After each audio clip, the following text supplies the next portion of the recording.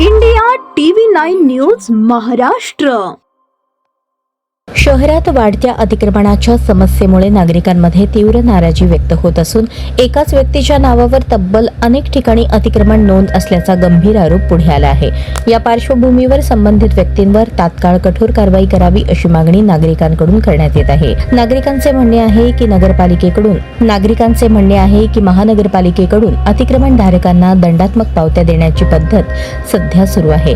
मात्र या पावत्यांमुळे अतिक्रमण करणाऱ्यांना अप्रत्यक्षपणे संरक्षण मिळत असल्याची भावना व्यक्त केली जात आहे. दंड भरून पुन्हा त्याच ठिकाणी अतिक्रमण करण्याचा प्रकार वाढल्याने शहरातील रस्ते, पदपथ आणि सार्वजनिक जागा बाधित होत आहेत.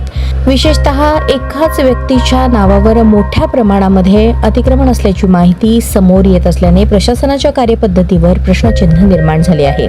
या सर्व प्रकरणांची सखोल चौकशी करून संबंधितांच्या नावाने काढलेल्या पावत्या सार्वजनिक कराव्यात अशी ही मागणी समोर येत आहे. नागरिकांनी पालिका आयुक्तांना आवाहन करताना सांगितले की अतिक्रमण करणाऱ्यांवर फक्त दंड आकारण्याऐवजी थेट कारवाई करून अतिक्रमण हटवण्यावर भर द्यावा. तसेच दंडात्मक पावत्या देण्याची पद्धत तात्पुरती बंद करावी जेणेकरून अतिक्रमणाला आळा बसेल.